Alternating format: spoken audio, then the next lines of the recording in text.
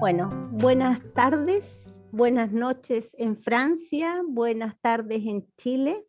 Bienvenidos al segundo coloquio en pandemia que organiza el Laboratorio de Medicina Narrativa de la Universidad de Valparaíso, eh, para escuchar al profesor Boris Cyrulnik, que va a hablar en francés.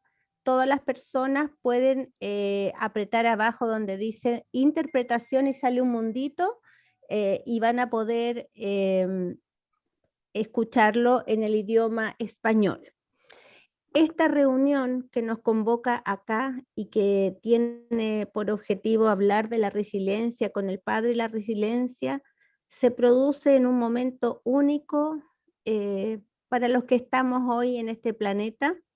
Lo que está pasando en todos lados, no solamente el punto de vista sanitario, sino que la crisis humanitaria expresada en las migraciones, expresada en el hambre, expresada en el sufrimiento en sus miles de formas, nos conmueve a todos y hemos escuchado eso en muchas partes, pero la propuesta del laboratorio desde ya hace un tiempo es cómo construir y reconstruirnos a partir de las crisis, que por lo que dice el profesor Cyrulnik, esto siempre ha sucedido y las personas han podido salir de estas crisis.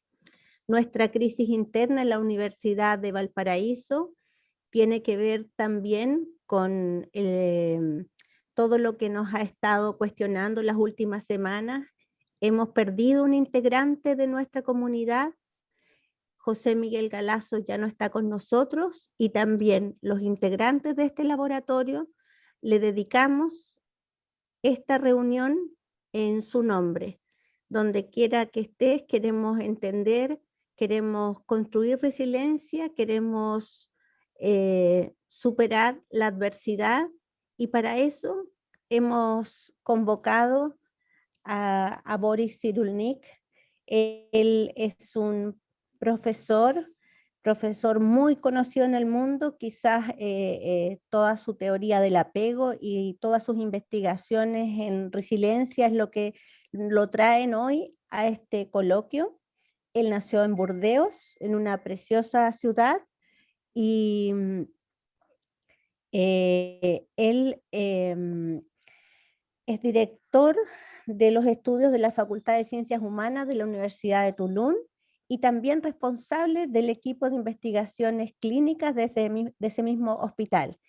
Ha escrito numerosos textos, sus libros, cuando nos muestra historias donde hay crisis, también son escritos desde la resiliencia, entonces todo lo que los hemos leído pensamos que tenemos mucho que captar en esta reunión con él. Y por otra parte, les quiero presentar un amigo de la casa, no solamente es amigo de la casa por la Universidad de Valparaíso, sino que es un amigo del laboratorio, porque hay algunos saberes que se cultivan desde este lado en la medicina que tienen que ver con la historia también del profesor, escritor, poeta, muy buen comunicador, Christian Barker. Tengo el placer de haberlo convocado y que adhiriera a esta actividad porque sabe el momento importante en que estamos. Cristian, no te voy a decir todo el currículum No, de tantas entrevistas, de tantos saberes, de tanta televisión, porque creo que las personas te conocen y vamos a dejarte entonces para que presentes o para que ya las personas te conozcan y luego de que hable el profesor Cyrulnik, tú te dirijas a él a través de las preguntas. gracias, Pamela. Profesor Cyrulnik, lo dejamos. Allez-y. Muchas gracias. Estoy muy feliz de poder reunirme hoy con ustedes.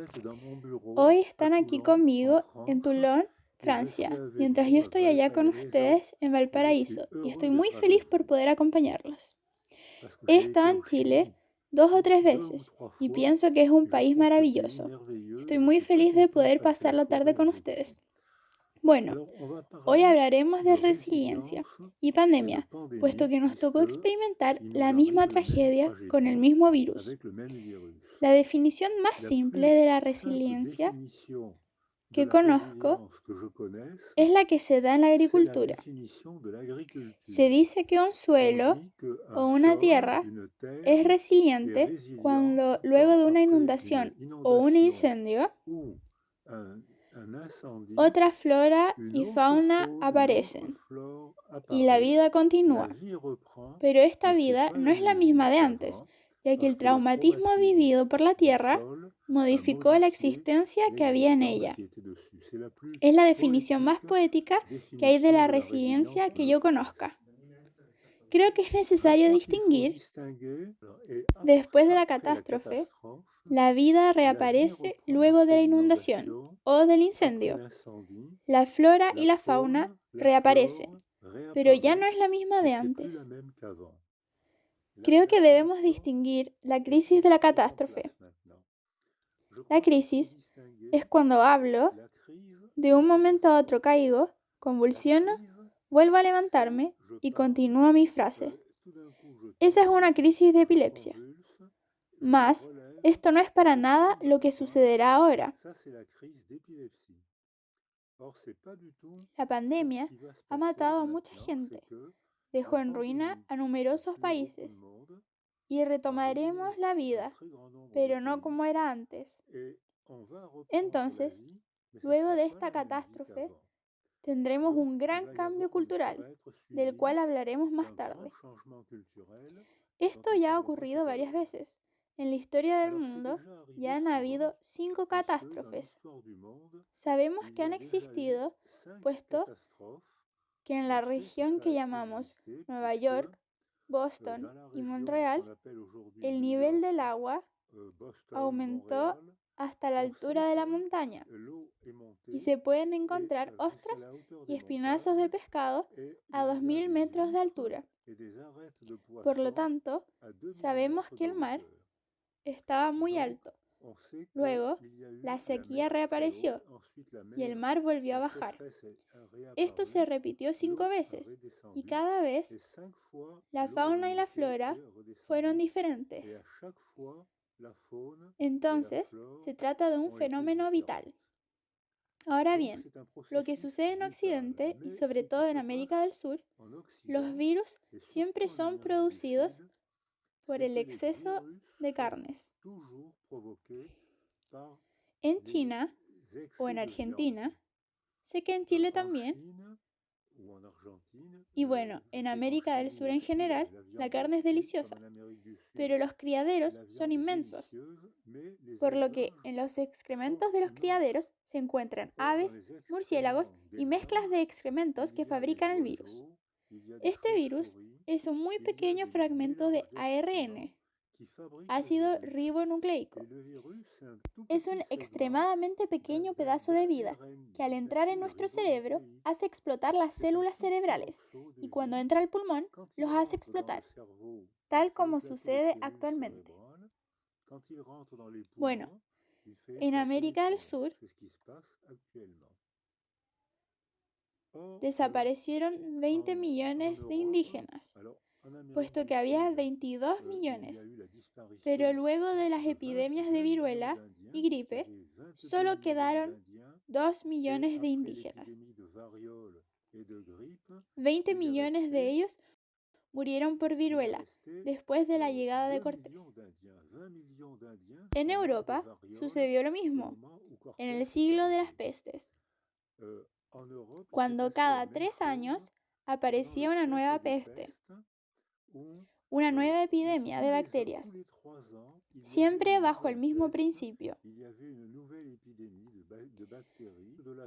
En la ruta de la seda, los chinos habían encontrado el fabuloso tejido de la seda.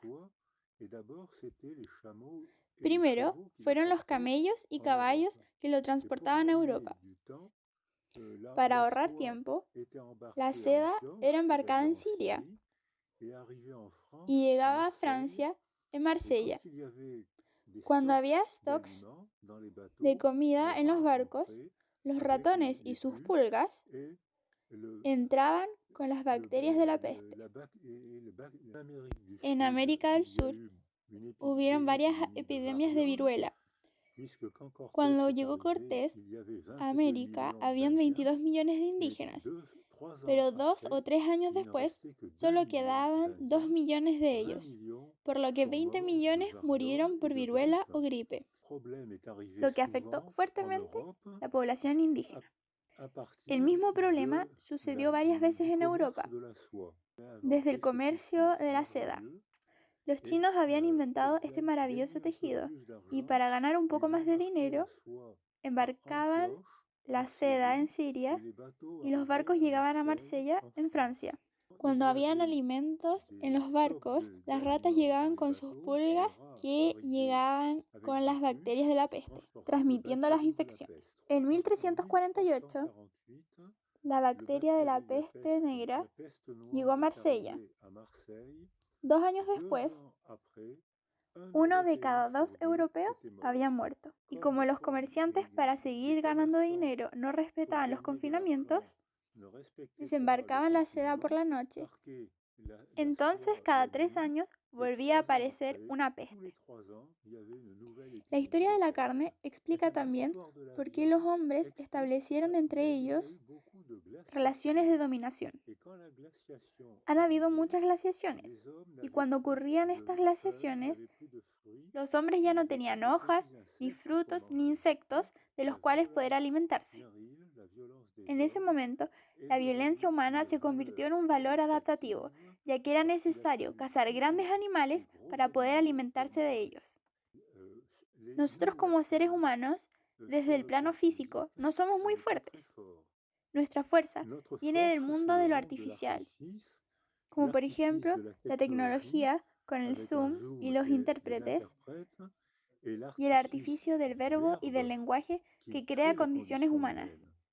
Entonces, si los hombres no hubiesen sido violentos y no hubiesen dado muerte para ellos no morir, ya que mataban a caballos y mamuts, además de antílopes, mucho más rápidas y fuertes que nosotros como humanos, y que al comer su carne, la especie humana pudo sobrevivir, pero sobrevivió utilizando la violencia de los hombres para poder establecer relaciones de dominación.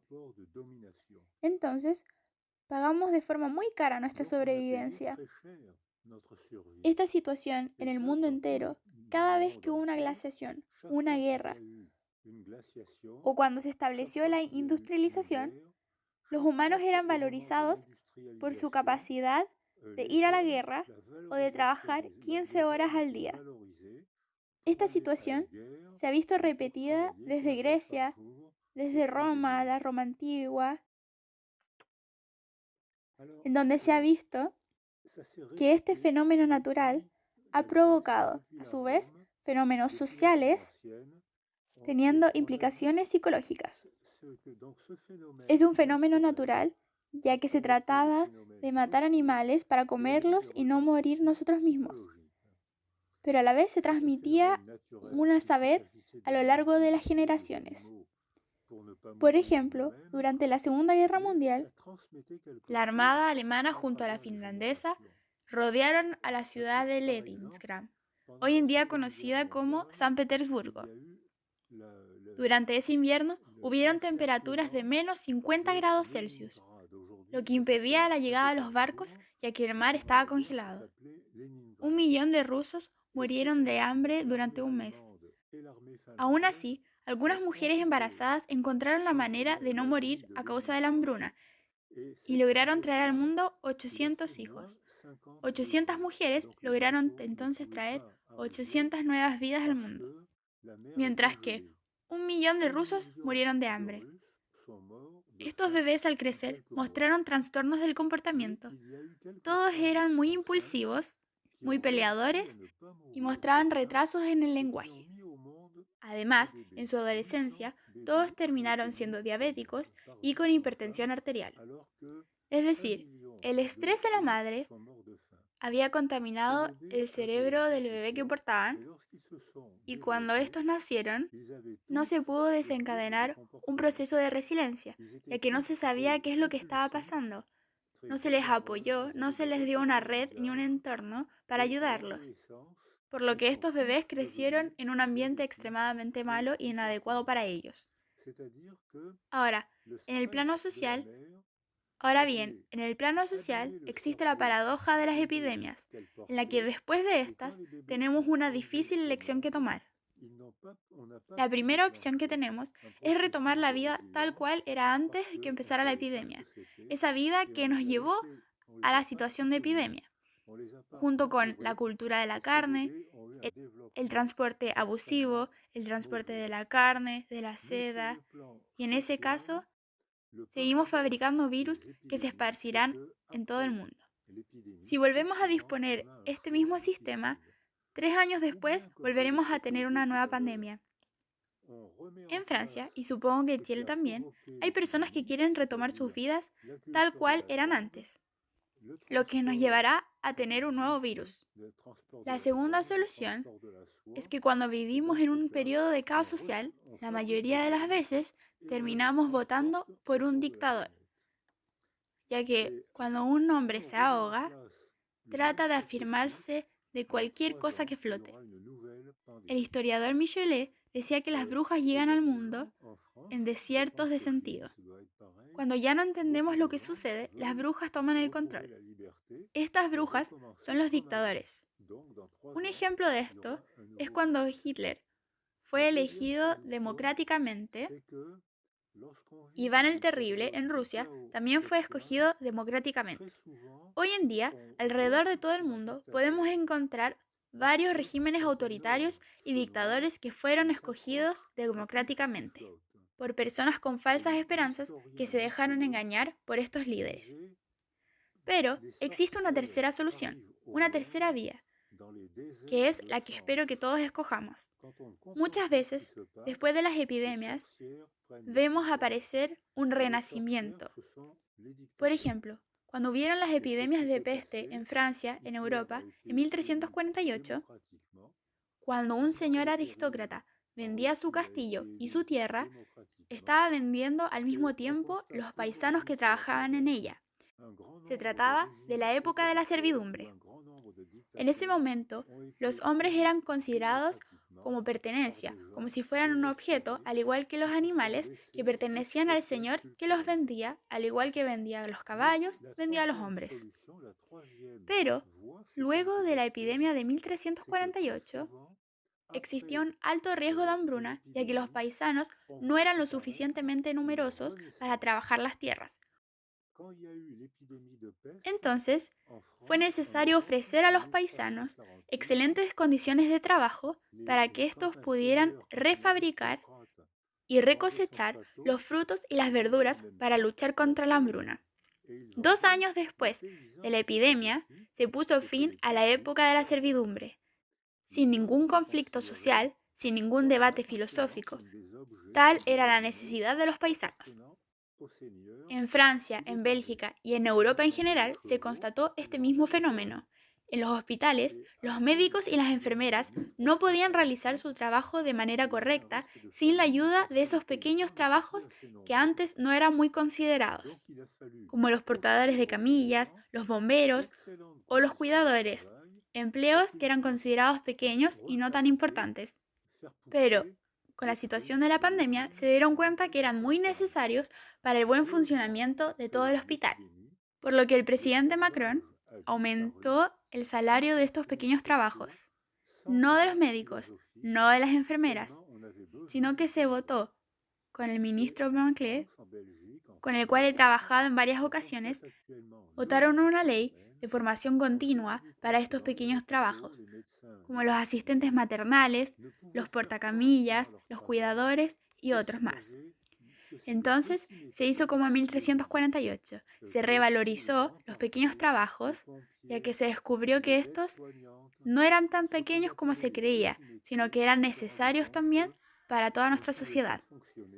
Pero se constata también que luego de las catástrofes, ya sean catástrofes naturales, como por ejemplo de la que acabo de hablar, o catástrofes culturales, ya que el virus, la bacteria de la peste, el virus de la pandemia, es una producción de la civilización.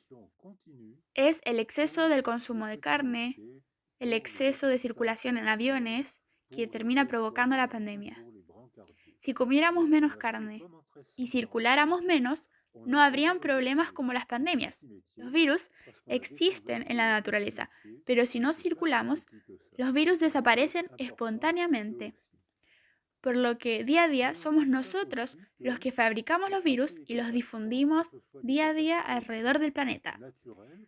Se constata entonces que cuando ocurre una catástrofe natural, es decir, una guerra, es muy probable que después de esta guerra aparezca una revolución cultural. Por ejemplo, en Francia o en Europa, después de la Primera Guerra Mundial, las mujeres durante 4 años hicieron funcionar al país, ya que los hombres estaban en las trincheras entrematándose. Y son las mujeres las que se encargaron de todos los países de Europa durante 4 años. Luego, durante la Segunda Guerra Mundial, este ejemplo fue aún más claro, porque conocí en mi familia hombres que iban 3 años para hacer el servicio militar, luego partieron a la guerra y la Armada francesa fue derrotada. Los hombres fueron prisioneros de guerra durante 4 años y durante 7 años las mujeres hicieron funcionar el país, los hospitales, las empresas, la administración. Es entonces cuando ocurre la primera revolución, la primera prueba de la necesidad del feminismo, ya que se descubre que las mujeres no solo son capaces de traer hijos al mundo y de cuidar de ellos, sino que también son perfectamente capaces de llevar a un país. Esta fue la prueba de la necesidad del feminismo. Podemos constatar actualmente que el calentamiento global, que también es provocado por nuestra cultura y nuestra tecnología, provoca un fenómeno gigante. Con los plásticos y la materia plástica existen problemas endocrinos. Se producen falsas hormonas femeninas. En Europa, actualmente, muchas pequeñas niñas tienen su pubertad y su menstruación a la edad de 8 años. Además, tienen una maduración neuropsicológica demasiado adelantada. Físicamente y neurológicamente se convierten en adultas de manera muy temprana, lo que se traduce en muy buenos resultados académicos y al mismo tiempo en una alta ansiedad.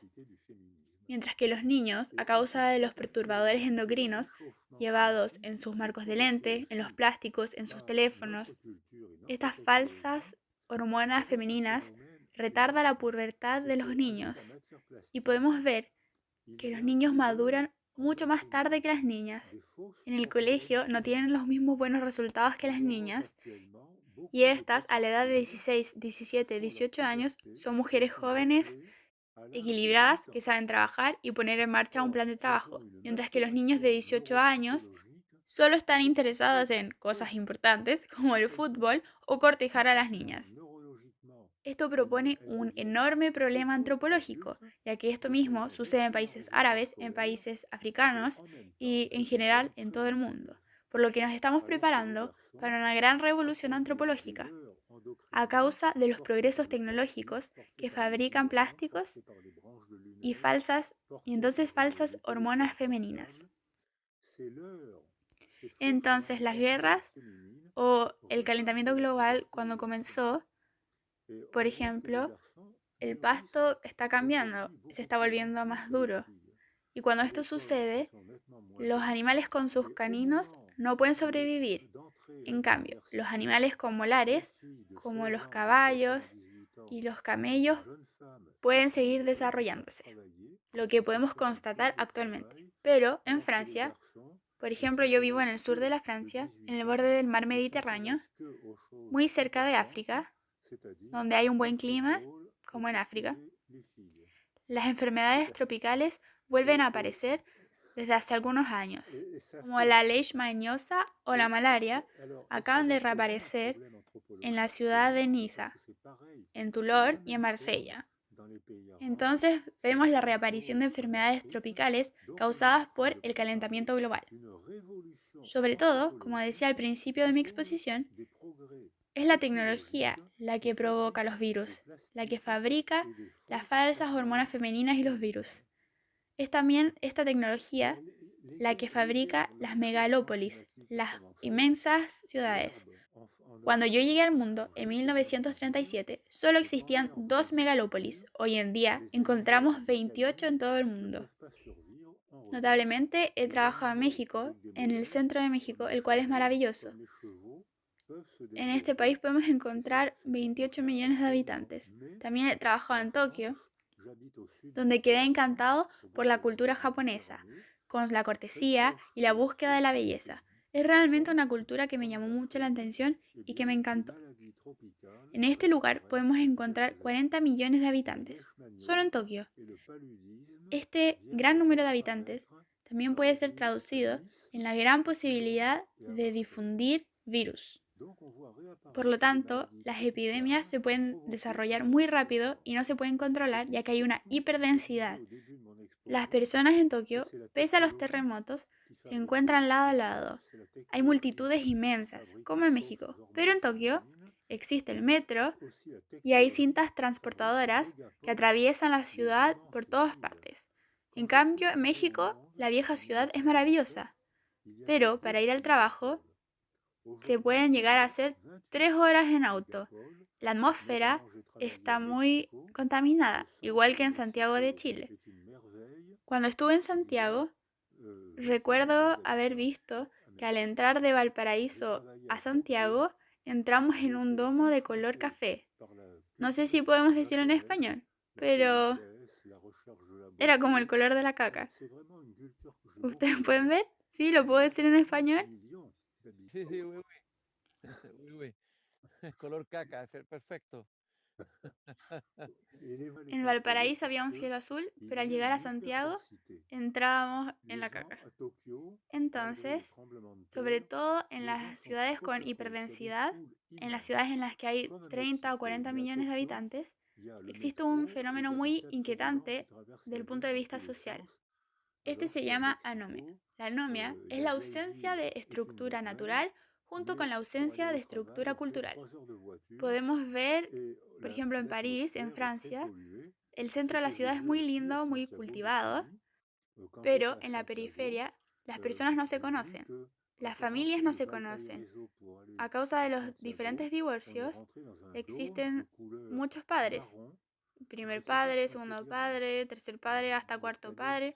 Lo que, por ejemplo, es muy frecuente en Brasil, donde puede observarlo, donde hay familias en las que ya no se sabe quiénes son los padres. Tampoco se sabe quién es el primer hermano, los medios hermanos o terceros hermanos, un cuarto de hermanos.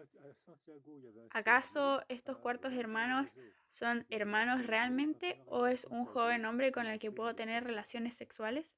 La noción del incesto está completamente disuelta en casos en los que encontramos familias como estas, familias anómicas y totalmente desestructuradas. Esto comienza a verse. Por ejemplo, en Francia hubieron bastantes escándalos importantes ya que las familias ya no son estructuradas y cuando no existe una estructura de parentalidad ya no se sabe quién es quién.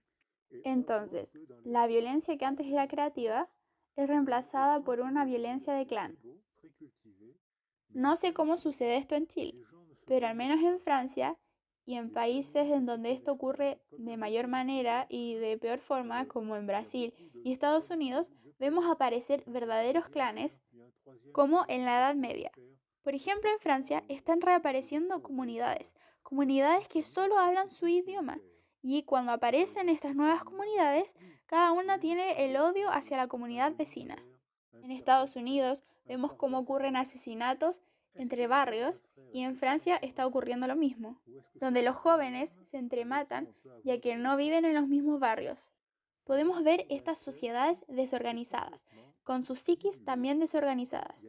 Terminaré diciendo que después de este inmenso traumatismo, que por cierto aún no ha terminado, pero luego de este inmenso traumatismo tenemos la elección, como después de cada traumatismo, o nos quedamos prisioneros del pasado, o bien volvemos a poner en marcha nuestra vida pasada con la industrialización, el transporte excesivo y terminamos fabricando un nuevo virus, entonces terminamos con una nueva pandemia. O bien votamos por un dictador, como ya ha ocurrido en el pasado con bastantes países. O si no, finalmente tenemos la opción de renacer, como vimos que ocurrió en países como Italia, Francia y en muchos otros. Dos palabras claves, entonces, para hablar de la resiliencia después de la salida del virus. La resiliencia, vuelvo a dar la definición, es una definición muy simple, es la reanudación de un nuevo desarrollo después de un traumatismo. No puede haber una definición más lógica y más simple, porque o bien no reanudamos el desarrollo y entonces somos prisioneros del pasado, o bien reanudamos un desarrollo, pero como estamos en ruina y como han habido muertes, como ya no queremos poner en marcha el mismo proceso que vuelva a crear virus o pestes, tenemos que reinventar un renacimiento. Es decir, una nueva manera de vivir juntos. Tal vez con nuevos trabajos, nuevas carreras. Ya que, por ejemplo, cuando yo llegué al mundo, todos teníamos un rol social. Se hacían sociedades a partir de nuestros cuerpos. Por ejemplo, el rol de la mujer era el de tener la mayor cantidad de hijos posibles, de preferencia varones, ya que ellos tenían un valor mayor que las niñas. Ya que cuando una mujer daba a luz un hombre, era un futuro guerrero o obrero que aceptaba trabajar 15 horas al día. Las mujeres hoy en día, y los hombres tampoco, quieren vivir de esa manera. No quieren hacer la guerra ni trabajar 15 horas al día. Yo encuentro mucho más agradable la idea de viajar y vivir y entonces renacer. Pero voy a terminar diciendo que para analizar el proceso de resiliencia propongo 3 capítulos. 1. Antes del traumatismo de la epidemia. 2. Durante la pandemia. Y 3. Después de la pandemia. Antes de la pandemia, ¿quién había adquirido factores de protección? Las personas con poder económico. ¿Quién había adquirido factores de vulnerabilidad? Las personas pobres, las personas con mala educación, las personas con pequeños trabajos difíciles. Los que antes de la pandemia habían adquirido un diploma, un trabajo, una carrera, que hoy en día con la nueva aristocracia, que ya no es la aristocracia de violencia, ya no es la de la fuerza física, sino que un hombre violento hoy en día es descalificado. Pero si trabajamos o vivimos en el Medio Oriente, donde hay países en guerra, los niños y hombres son fabricados y entrenados para la guerra, para la violencia. Cuando un país está en paz, la violencia solo significa destrucción. Pero cuando un país está en guerra, la violencia es resistencia y creación. Entonces, tenemos una lección difícil a realizar después de la pandemia. Existen 2 palabras claves para entender la resiliencia: el sostén y el sentido. Cuando hablamos de sostén, nos referimos a la solidaridad. Es importante que pongamos en marcha mecanismos de solidaridad, ya que si no lo hacemos, volverán a aparecer estos clanes que poseen odio hacia los clanes vecinos. Además, si no buscamos entender lo que acaba de ocurrir, si no buscamos darle un sentido a lo que nos ha pasado, terminaremos votando por un dictador.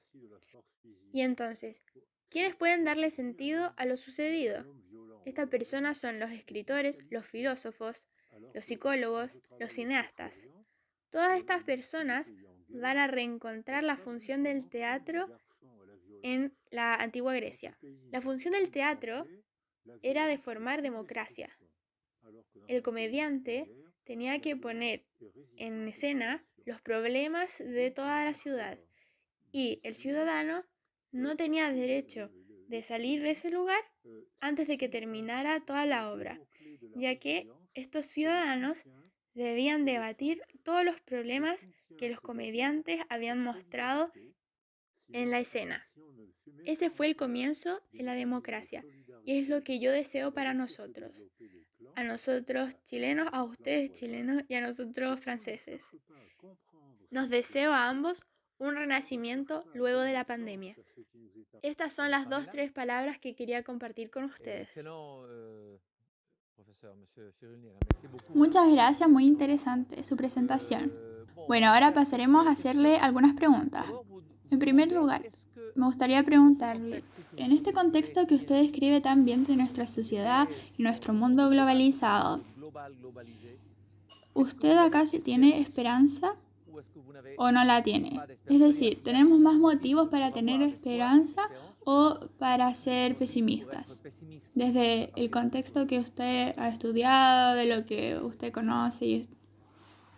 Bueno, nos encontramos al límite, es decir, al año que viene, o por ejemplo en Francia ya ha comenzado, pero en general el año que sigue veremos debates filosóficos, políticos y económicos fascinantes.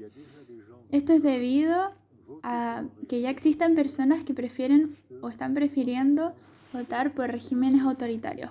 Por ejemplo, en Francia esto es debido a que la delincuencia ha aumentado. Y cuando la delincuencia aumenta, la mayoría de las veces tendemos a votar por un dictador, ya que cuando estamos en un país en guerra o con pobreza, tendemos a heroizar. Cuando heroizamos a los hombres, los llevamos al sacrificio, como en el caso de la guerra, de los obreros menores, como en la época de Émile Zola, en los que los menores de edad eran heroizados ya que trabajaban 15 horas por día. Yo lo vi cuando era médico, neurólogo, en el hospital de Toulon, durante 30 años. Yo vi menores de edad morir a causa de silicos a los 45 años. Esos niños eran heroizados.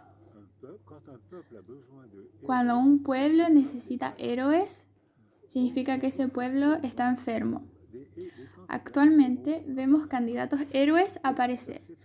Eso me da mucho miedo. Hoy nos encontramos en el límite entre caer en un régimen autoritario o vivir una época de renacimiento.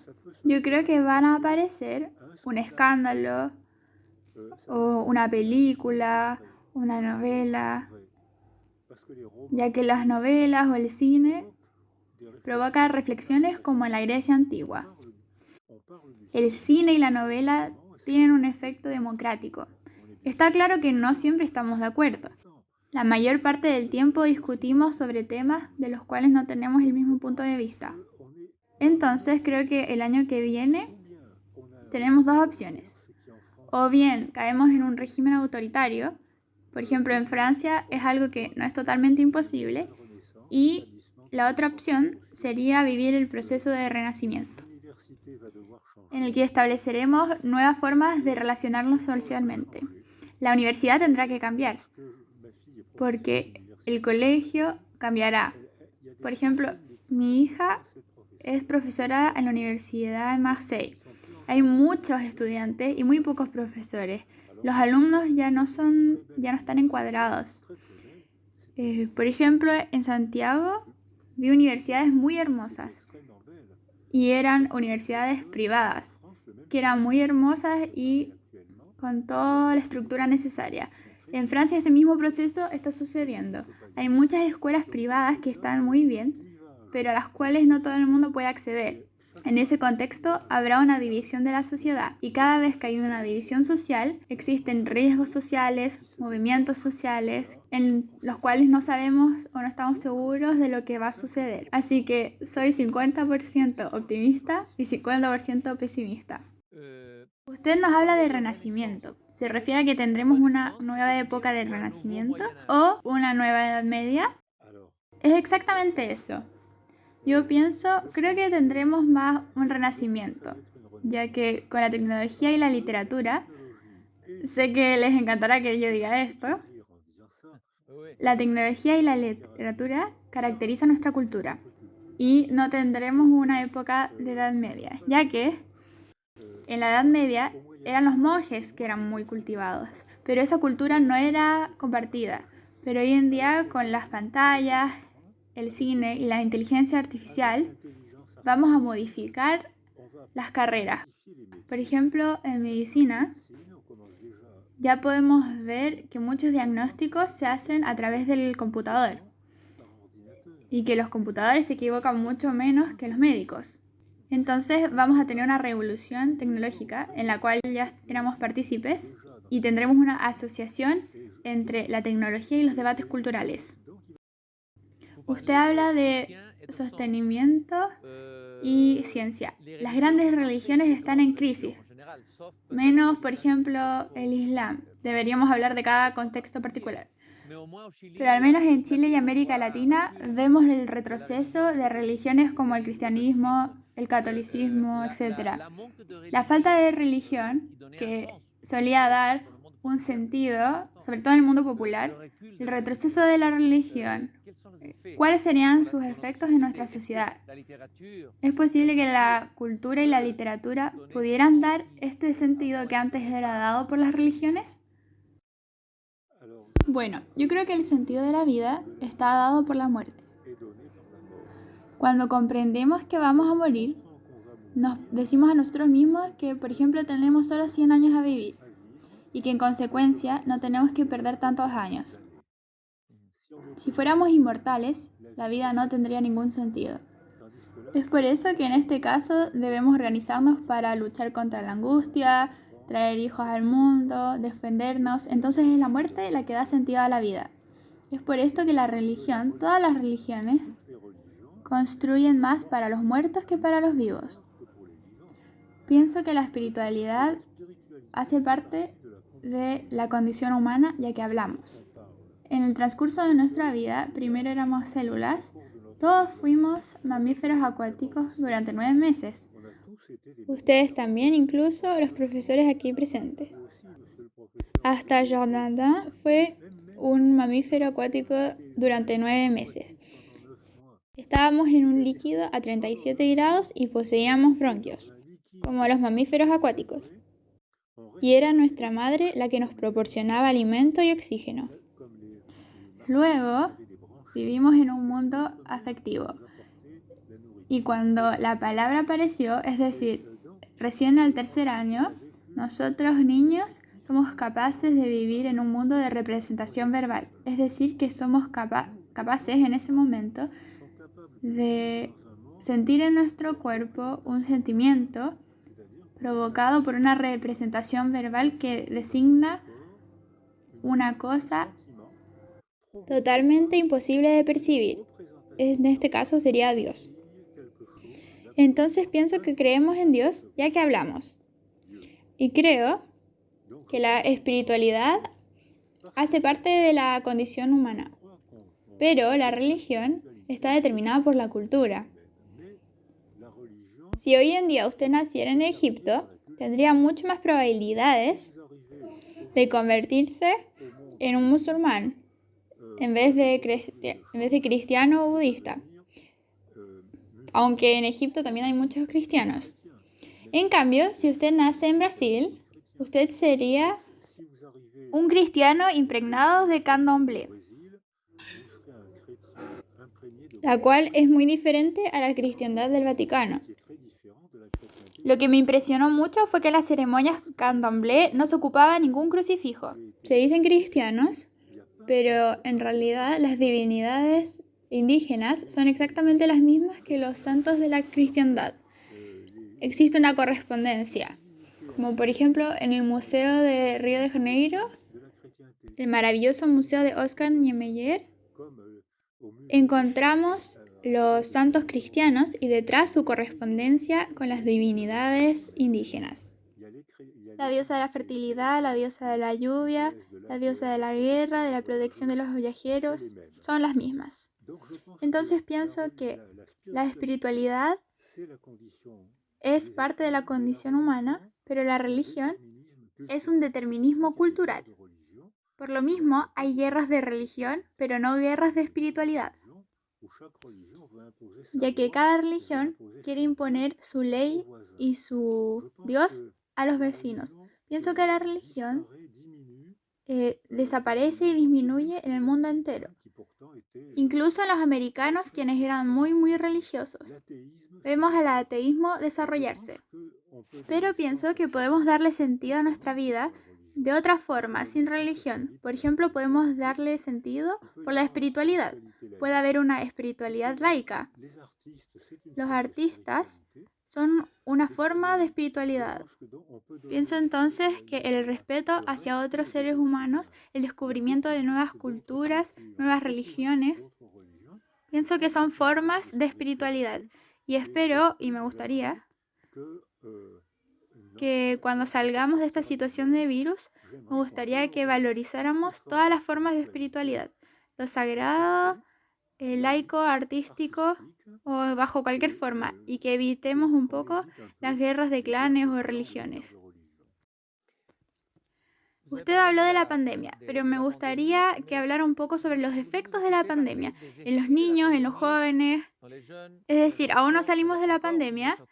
Nosotros mismos nos vemos aquí en nuestra realidad chilena que ya existen efectos, no solo la muerte de las personas que han tenido COVID, sino que también los efectos, como por ejemplo quedarse en casa, frente a un computador todo el día, no poder sociabilizar, encontrarse con los amigos. ¿Cuáles son los efectos o cuáles serían los efectos más grandes? ¿Sería una catástrofe? ¿Cuál es su diagnóstico sobre esta situación desde el punto de vista psicológico y psíquico? Pienso que para los niños pequeños no es muy grave. Se han hecho observaciones en niños de colegio y también de jardín, en los cuales se han observado claramente retrasos en cuanto al aprendizaje. Todo esto debido al confinamiento. También se han visto retrasos en el lenguaje. Pero desde que ha acabado el confinamiento y los pequeños niños han ido al colegio, ha habido un incremento en los lazos sociales. Están felices de poder volver a ver a sus compañeros de clases, felices de poder ver a la gentil profesora. Y el retraso que tenían se ha visto superado en algunos días o semanas, ya que además las neuronas y el cerebro es plástico. Es una edad en la que el desarrollo es fulgurante. Entonces pienso que los pequeños problemas que han sido constatados en los niños, estos retrasos, van a ser superados muy rápidamente. Pero no es para nada la misma situación para los adolescentes. Los adolescentes están a un momento de desarrollo del sistema nervioso en el que hay una poda sináptica, como con los árboles en el que se le corta algunas ramas. En el cerebro de los adolescentes es un momento en el que las sinapsis se concentran cada vez más para hacer circuitos cerebrales. Es decir, es un periodo muy sensible del desarrollo en el que el cerebro de los adolescentes aprende a funcionar más rápido y con menos energía. Es por eso que hay menos circuitos neuronales. Van más rápido, es más rentable. Pero los adolescentes con la pandemia han perdido ya 2 años escolares y este periodo sensible dura 3 años y acaban de perder 1 año y medio, tal vez 2 con las vacaciones. Y ellos no podrán superar este retraso. La velocidad del cerebro era adquirida en este momento y después ya es muy tarde. Había dicho que al principio del virus y de la epidemia pensaba que los niños tendrían más problemas que las niñas a causa de lo que le había propuesto anteriormente. Las niñas ya son jóvenes mujeres, mientras que los niños siguen siendo inmaduros y se interesan solo a cosas en realidad no importantes como el fútbol. Por ejemplo, sé que los niños franceses son igual a los niños chilenos, pero me equivoqué, ya que se ve que la depresión de los niños y de las niñas es exactamente igual y es enorme. Se ha evaluado aproximadamente 40% de los adolescentes que están actualmente en depresión. En una población en paz, siempre hay más o menos un 12% de adolescentes que están en depresión fuerte. Es muy triste de ver la intensidad del dolor de estos adolescentes. Hoy en día, en Europa, en Francia, en Bélgica, en España, hay casi 40%. Niños casi igual a niñas. Algunos de ellos van a poder volver al trabajo, tendrán dificultades, pero podrán sobrepasar difícilmente el retraso. Ahora necesitarán 2 años para poder aprender lo que antes podrían haber aprendido en 4 o 3 meses. Ahora necesitarán 2 años. Algunos podrán lograrlo, pero muchos no podrán lograrlo. Se verá que en las universidades en Francia ya hay muchos adolescentes que ya no van a la universidad, ya no tienen derecho. Entonces, a causa de la pandemia. Entonces, se instalaron frente a las pantallas, pero las pantallas son un tipo de comunicación estupefaciente. Estoy aquí en mi escritorio, pero al mismo tiempo ustedes están en sus escritorios y yo estoy en el suyo y así. Es como la magia. Es una performance, un tipo de comunicación técnica increíble. Es una comunicación, no es una relación. Porque en una relación tengo la necesidad de verlos, de ver sus mímicas, de escuchar su voz, de ver sus sonrisas. Como con los niños necesito ver sus mímicas faciales para aprender a decodificar. Ahora sabemos que los niños y los bebés puestos frente a pantallas tienen retrasos de lenguaje casi autísticos. Algunos niños preverbales que han sido puestos frente a pantallas tienen un retraso de lenguaje extremadamente importante.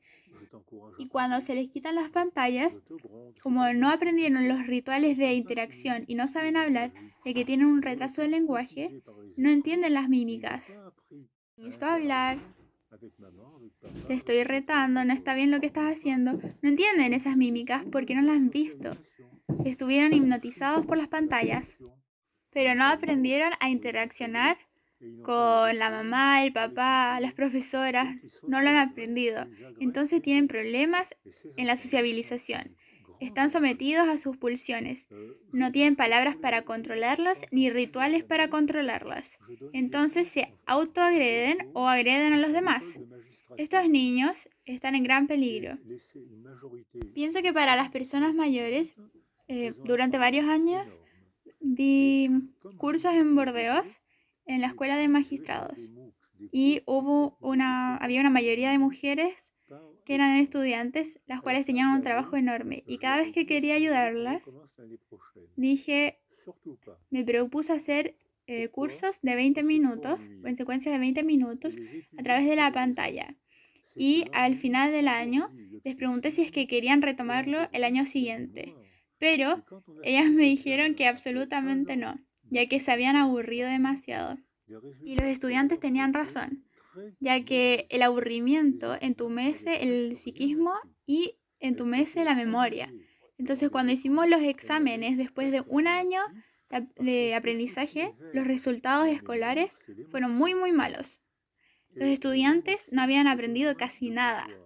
Se habían aburrido frente a pantallas y no habían aprendido casi nada, ya que lo que despierta la memoria es la emoción. Y la emoción, para tener emoción necesito verlos, escucharlos. Si ustedes me hacen enojar, avivarán mi memoria. Entonces, por ejemplo, si me enojo y ustedes me hacen reír, el aburrimiento es el peor de los monstruos de Baudelaire. Es peor aún al aburrimiento, es el entumecimiento psíquico, ya que no aprendemos absolutamente nada. Y aún más, culpamos a todos por ello, ya que nos sentimos desgraciados con nosotros mismos. Entonces pienso que en este tema va a haber un problema psicológico muy grande, enorme, a causa del exceso de las pantallas durante los 15 meses de la pandemia. ¿Cuáles serían los recursos que deberíamos movilizar para poder ayudar a la resiliencia de estos adolescentes que están sufriendo en la pandemia? ¿Cuáles son los recursos? ¿Cuáles recursos tenemos disponibles? De acuerdo. Esta es la pregunta fundamental. Es decir, retomo el plan que estaba proponiendo anteriormente.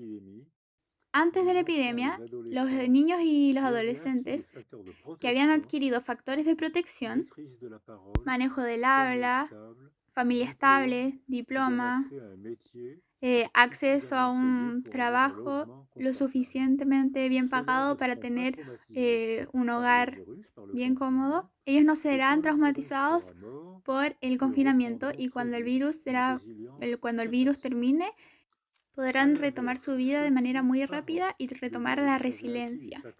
Al contrario, los que antes del virus habían adquirido factores de vulnerabilidad, mal acceso o mal manejo de la palabra, malos impulsos, excesos de impulsos, familia inestable, falta de estructura familiar, un pequeño diploma, un pequeño trabajo mal pagado y inestable, entonces un pequeño lugar donde vivir y lo que trae sobredensidad en ese pequeño hogar. Entonces, pantallas. Los niños y niñas en pequeños hogares duermen muy mal. La televisión está encendida hasta la 1 de la mañana y la mamá o el padre se levanta a las 5 de la mañana para salir a trabajar. La memoria se ve muy alterada, ya que la memoria funciona bien cuando tenemos un buen sueño.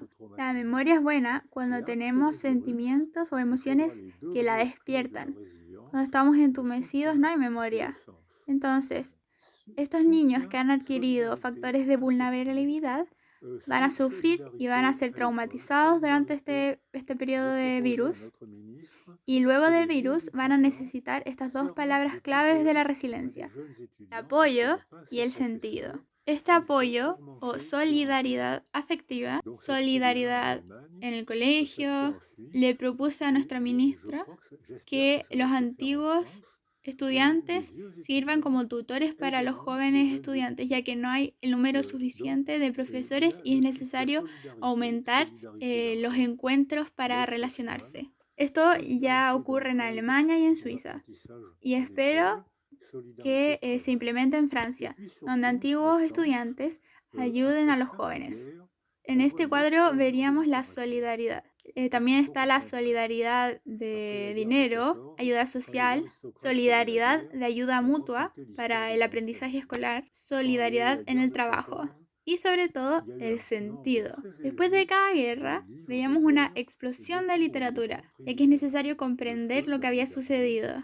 Después de la guerra del 14, cuando los aristócratas hacían la guerra, se contaban las historias de las grandes familias. Cuando ocurrió la guerra del 14, hubo un número muy grande de libros de guerra y muchos tuvieron premios literarios. El fuego de Henri Berbus. Entonces, escribir. La palabra tiene dos funciones, dos cánones: la palabra hablada y la palabra escrita. La palabra hablada es una interacción. Necesito de ir a un lugar de palabra en el que ocurra la palabra, de verlos y hablarles. Y aunque ustedes no digan ninguna palabra, son coautores de mi discurso. Porque, por ejemplo, si ustedes fruncen el ceño, o si se pasan, o si hacen este gesto, ustedes me están señalando a través de la mímica que no quieren que yo siga hablando. Pero con la palabra escrita, la literatura es un viaje interior que se dirige al lector perfecto, el amigo invisible que sabrá comprenderme a la palabra justa. En la palabra escrita existe una intimidad mucho más grande que en la palabra hablada. Es por eso que Primo Levi decía: yo escribo lo que no me atrevo a decir, escribo lo que no puedo decir. Puedo decir en un papel a mi amigo el lector perfecto, le puedo decir lo que está en mi mundo mental, pero frente a frente existe una co-construcción. El discurso es una co-construcción, frente a frente. En cambio, en la palabra escrita es una intimidad mucho más grande. Justamente, Pamela Joffre, que le invitó, trabaja en la medicina narrativa, una medicina que incorpora el relato, la palabra, la poesía, el diálogo, la importancia de la palabra, del logos, la logoterapia.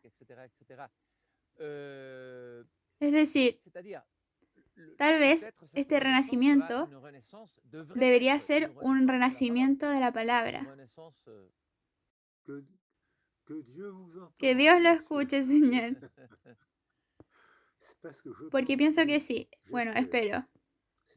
Es decir, comienza en Francia, o sea, hay debates muy interesantes, apasionantes, y estoy muy impresionada de la cantidad de gente que vienen a asistir a estos debates. En España, en el momento de la Gran España, habían disputas y discusiones. Por ejemplo, la disputa de Valladolid es la más conocida. ¿Deberíamos acordarle o entregarle un alma a los indígenas? Habían creaciones como el teatro. En nuestra cultura tendremos el cine, los encuentros, los debates. Creo que en Francia, después de mayo 1968, todos hablaban con todos, hubo una explosión de literatura y estuvo seguido de un muy gran cambio económico, beneficioso, y cultural, beneficioso también. En Francia y en Europa después de mayo de 1968, los grandes beneficiarios de esta revolución fueron las mujeres y los psiquiatras. Las mujeres porque el feminismo se fue argumentando cada vez más y las mujeres fueron cada vez más parte de la sociedad. Fui interno en esa época en neurocirugía. Las mujeres antes del 68 tenían el derecho de presentarse en el concurso, pero se presentaban muy poco, aunque tuvieran los mismos derechos y diplomas en medicina. Después del 68, la palabra había cambiado tanto que las mujeres se presentaban en medicina y hoy en día las jefes de clínica en Francia son las mujeres. Entonces, tomaron conciencia ya que hubieron debates y tengo muy buenos recuerdos de estos debates. Habían excesos también, ya que los debates no siempre son fáciles, habían momentos de caricatura, pero también eran parte, el exceso, la caricatura, también es parte de la cultura. Recuerdo que cuando le hice una entrevista en el año 2003 aquí en Santiago, usted habló de Hölderlin, quien decía que la poesía era el hospital de las almas, del sufrimiento, algo así, no me acuerdo muy bien. Sí, el hospital de las almas heridas. Sí, el hospital de las almas heridas. Entonces la poesía era una forma de resistencia al sufrimiento. Le pregunto y le hablo de la poesía, ya que una de las riquezas de Chile es la poesía. Entonces es una forma de resiliencia propia. Si usted habló de Viktor Frankl hace un momento, quien es aún más apreciado en América del Sur que en Francia. En Francia es más apreciado Freud, pero cuando estuve en Buenos Aires estuve muy impresionado de ver los libros de Viktor Frankl al lado de los libros de fútbol y eróticos. Los mismos estaban lado a lado, me pareció muy bien.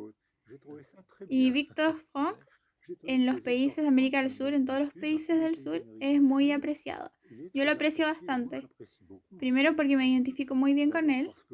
Tenemos la misma infancia, la misma tragedia durante la Segunda Guerra Mundial. Él era neurólogo y psiquiatra como yo. Entonces me siento muy cercano a él. Y me gustaría que en Francia fuera más aplicado. Pero sé que aquí en América del Sur es más reconocido. Viktor Frankl en Auschwitz, ¿qué es lo que hacía? Escribía poesías. Charlotte Delvaux, la secretaria de Jean-Paul Sartre, ella también en Auschwitz, ¿qué es lo que hacía? Poemas. Alan Novak tenía solo 14 años cuando estaba en Auschwitz y había encontrado pedazos de papeles para envolver sacos de papas y los había separado para poder escribir encima de ellos poesías y poemas. Es decir, que la poesía de même Germaine Tillion, que tal vez no es muy conocida aquí en América del Sur, pero que es muy apreciada en... Sí, es conocida. Sí, magnífico.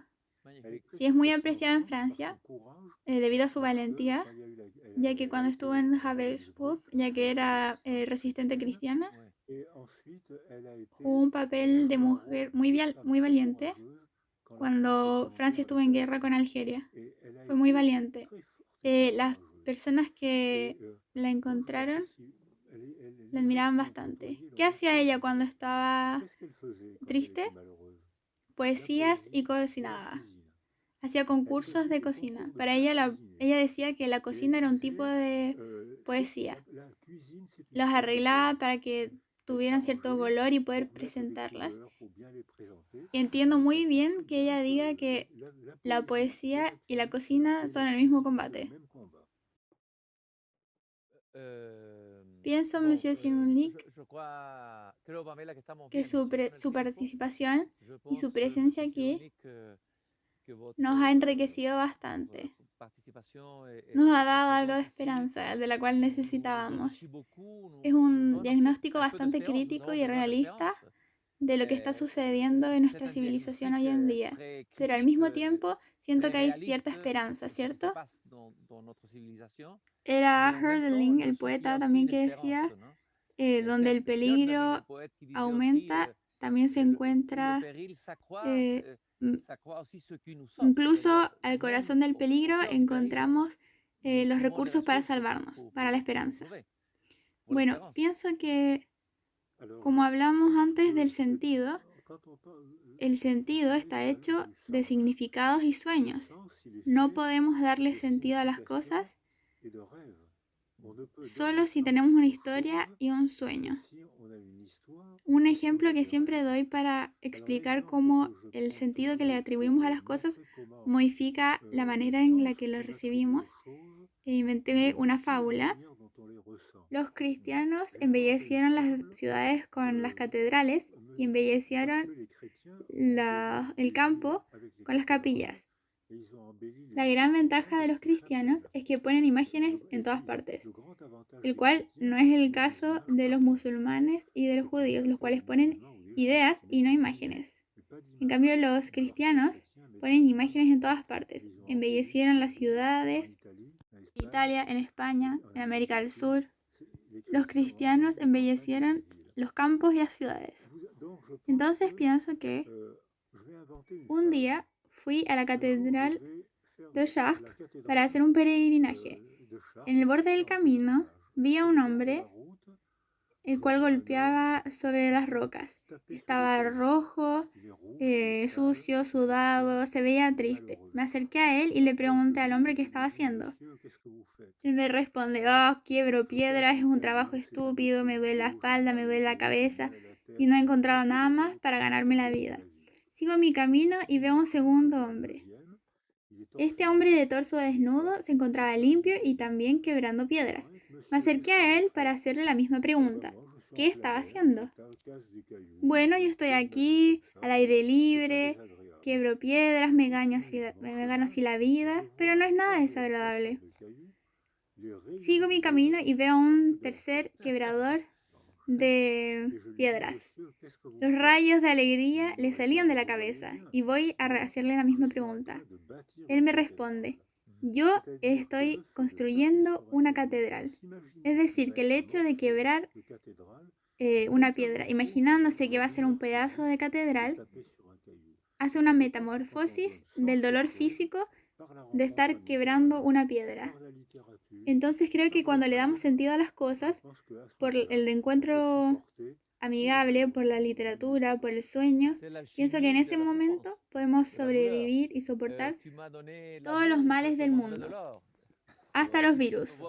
Es la alquimia del sufrimiento, del dolor. Me diste barro y yo haré oro, para citar Baudelaire. Es decir, ¿cómo transformar el barro de la pandemia en oro? Ese es el desafío, ¿cierto? Sí, exactamente. La poesía, la literatura, yo le llamo la rabia de comprender. La rabia de comprender, sí. Sí, es necesario que entendamos, que comprendamos, que vayamos a ver técnicos, que vayamos a ver escritores y nos hagan comprender lo que está pasando. En ese momento, el sufrimiento se va a convertir en placer de comprender. Es por eso que los poetas son tan importantes, porque hacen una metamorfosis del sufrimiento y transforman el barro en oro. Muchas gracias, señor Cihulnik. Creo que usted hizo la alquimia del oro, de transformar este momento difícil que estamos viviendo todos nosotros, este momento de pandemia. No sé cómo está ahora en Francia. Espero poder asistir, participar y ser parte de este nuevo renacimiento. Soy yo el que les agradece, estoy muy feliz por esta invitación, es un gran momento para compartir les Français y aussi, de hein, felicidad. avec fraternité. Saludo a todos los Fraternité, chilenos, fraternité, le plus saludo beau a mot todos los de chilenos la de mi Révolution parte. française, hein, fraternité. Y para los franceses también, fraternidad, la palabra Au más revoir, bella monsieur de la Cyrulnik. Revolución Merci Francesa. beaucoup. Adiós, Bon adiós, repos. Monsieur Cyrulnik. Muchas gracias Vamos nuevamente. Pamela. Vamos a... Au revoir, Jornada. Gracias. Au revoir. Cristian, vamos a... Te está diciendo chao, Pamela. Sí, adiós. Pero antes... se fue. Claro, se te estaba diciendo adiós. No, queríamos despedir esta reunión y quería que me escucharan Claro, pero a despedirla. claro, es que él sintió que tú lo despediste nomás. Claro, no entendió, no Qué entendió. pena, qué Ya. pena. Bueno, esta es la Escuela de Medicina, quiero despedir a los asistentes entonces. El mensaje fue sumamente claro, no hay más que decir, las palabras que se acuñan acá es cambiar este sufrimiento, cambiar el barro por oro, y acá está la Escuela de Medicina.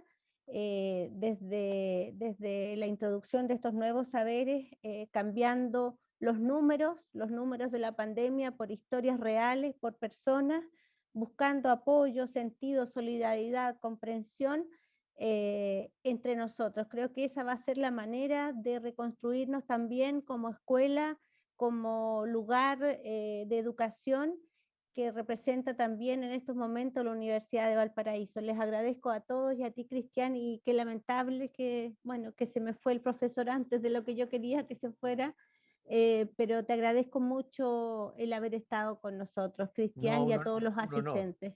Un honor, un lujo. Bueno, tuvimos los primeros inconvenientes, pero luego lo pudimos superar. Eso es resiliencia en vivo. Tuvimos que hacer Sí. resiliencia en vivo aquí mismo. Gracias por la confianza y por haberme invitado. Fue una alegría muy grande reencontrar al profesor Cyrulnik después de 18 años con el mismo entusiasmo, con la misma sabiduría, con la misma potencia. Muchas gracias, Pamela, y a todo tu equipo y a todos los que nos acompañaron hoy día. Sí. Gracias a todos.